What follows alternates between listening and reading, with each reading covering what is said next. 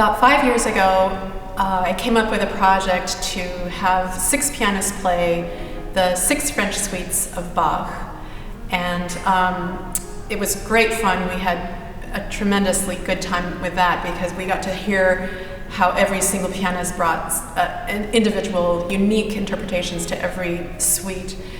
This time around, we have 4 pianists playing 24 of the well-tempered Clavier, preludes and fugues that Bach wrote. I chose 6, and 2 of them I had learned in my youth, and the rest I wanted to challenge myself to learn during this pandemic. It was a really great experience to have the solitude to go through these tremendously difficult works. And it was a really, really interesting revelation in a sense for me, because even though I was now coming back to reviewing the 2 that I had learned in my youth, I realized I had so many different perspectives now, some 20 to 30 years later, in my approach to the music, and my approach to the phrasing, and in approach to the articulation. Because Bach doesn't give the pianist, he doesn't give us, the keyboard player, in fact, a lot of instruction. These pieces were written for the harpsichord, and so, but on the modern piano, we have so many choices.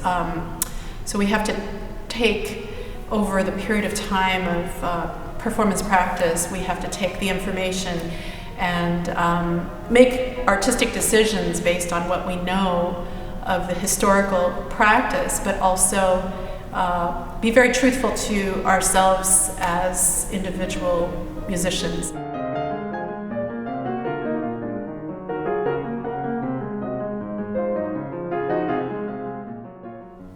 I try to practice Bach really slowly, sometimes at what I call graveyard tempos.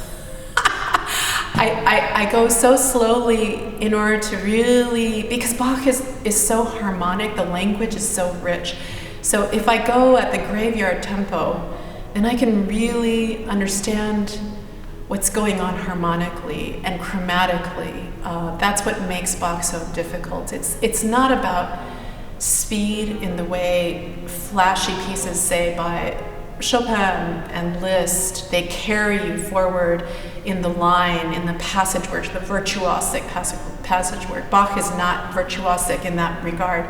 Bach is very much, it's about the mental exercise and the control that we have for the most refined sounds, from pianissimo to about forte, but not more than that. So it's not really virtuosic. And so I try to practice in a way that is, very thoughtful and slow. But I think the exercise that I find is most challenging is the actual performance. The performance is the only thing that makes it better.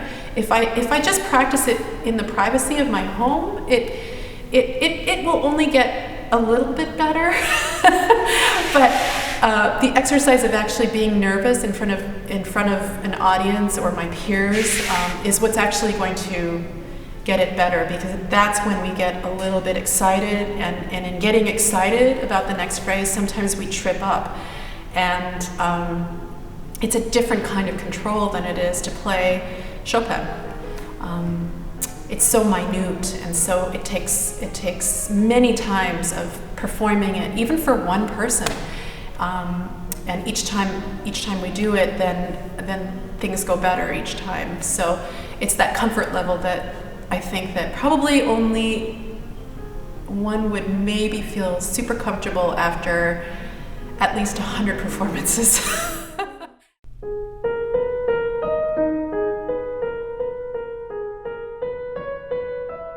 To pull it off really well, to pull off Bach really well, and it goes for any of his works, not just the preludes and fugues. The fugues, of course,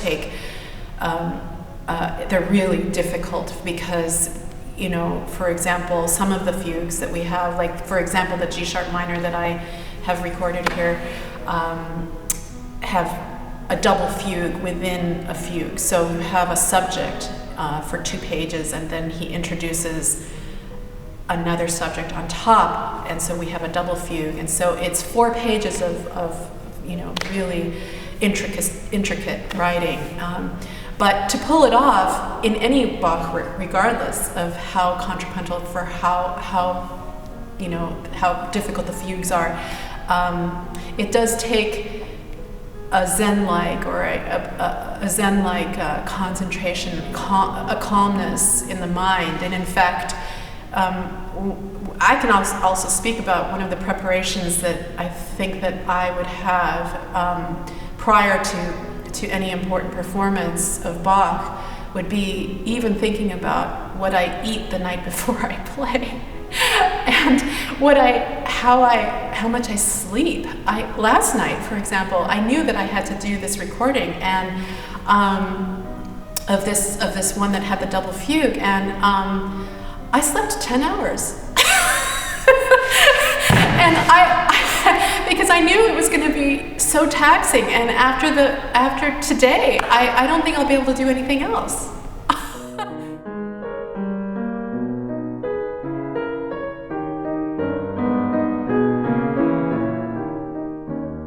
When we actually play all 24, that means I won't have too many breaks between, and that'll be yet another test, because when we sit down to play all 24, I'm going to be maybe playing one and then have another, wait for another 3 while my colleagues play, and then I have to get up and do it again. And so that's going to be even yet another test.